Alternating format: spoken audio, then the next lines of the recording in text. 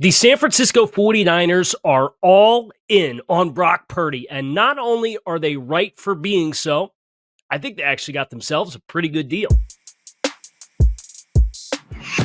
Kyle Krabs with A to Z Sports, and the San Francisco 49ers threw a stone at the NFL world just as it was settling into the weekend on Friday afternoon with reports that they had agreed to a 5-year, $265 million contract extension with quarterback Brock Purdy. Purdy, of course, is an essential figure for San Francisco and their past build and now their future build because he hit as Mr. Irrelevant and helped bail the 49ers out after they whiffed on the selection of Trey Lance.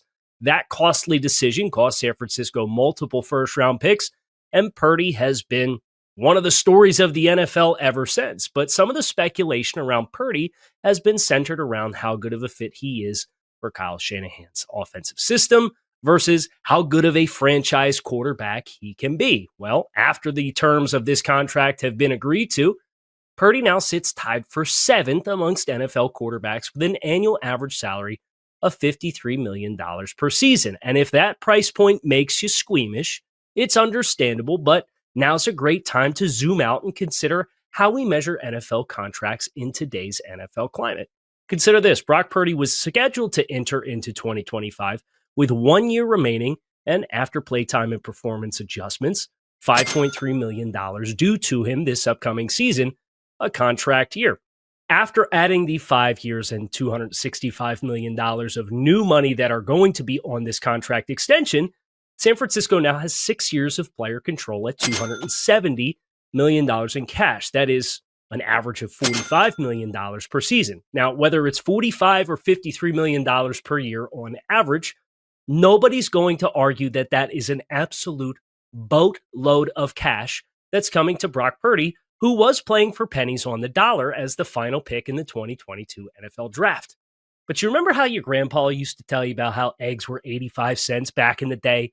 The NFL salary cap is going through something similar. The inflation rate in which the salary cap is going up should change your perception on salaries for players across the league, not just quarterback contracts, because paying $55 million per year on a quarterback like the Bengals did 2 years ago for when the salary cap was $224 million for Joe Burrow is not the same as the Jacksonville Jaguars spending $55 million per year on a $255 million cap last season. Or alternatively, how after Buffalo adjusted Josh Allen's contract this offseason with a salary cap that sat at $279 million, the power of the dollar is going further than ever before because of the inflation. And for Brock Purdy's contract to come in tied with what Jared Goff's annual average was last year and to come in within $100,000 of what Tua Tagovailoa's annual average salary was last year when he signed at the beginning of training camp versus the growth in the salary cap that's gone up almost $25 million, that's a win for San Francisco. Consider this: Brock Purdy's annual average salary as a percentage of this year's cap is less than 19% on average. That doesn't even crack the top 12. It ranks 14th amongst all quarterback contracts. So when you zoom out, you not just look at the raw numbers involved on the contract, and you look at the economics relative to the inflation rate of the salary cap, thanks to things like Peacock and YouTube TV and legalized gambling and fantasy football and advertising dollars and new TV deals, all helping accelerate the spending ceiling for NFL franchises. I think the 49ers got themselves a pretty good deal. And then there's also the human element of this that so often gets overlooked in the debate of whether you should or shouldn't pay a player.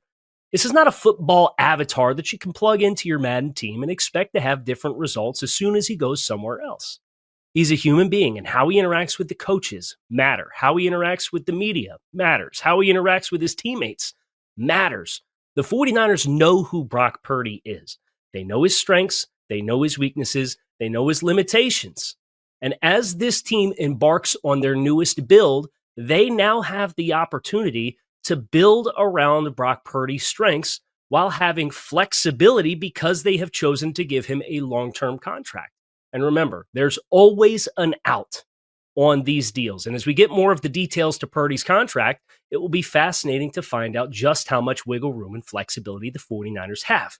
But as compared to not paying Purdy and playing hardball and insisting on offering him $30 million because that's what he's worth, giving him the contract extension that gives San Francisco more wins than losses on the ledger of the contract still leaves the door open for San Francisco to spontaneously, if the right replacement comes along, make the upgrade like Kansas City did when they had Alex Smith and traded up to draft Patrick Mahomes, or like Philadelphia did when they drafted Jalen Hurts after paying Carson Wentz, or like what the Baltimore Ravens did when they traded up for Lamar Jackson while having Joe Flacco under contract, or what the Los Angeles Rams did after paying Jared Goff and then eventually trading for Matthew Stafford.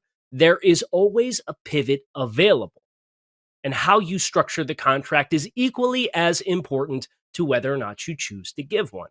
That will be the next pieces of details that we need to assess regarding Brock Purdy, San Francisco, and their newfound marriage together, because the honeymoon stage is over. The 49ers are no longer playing with house money.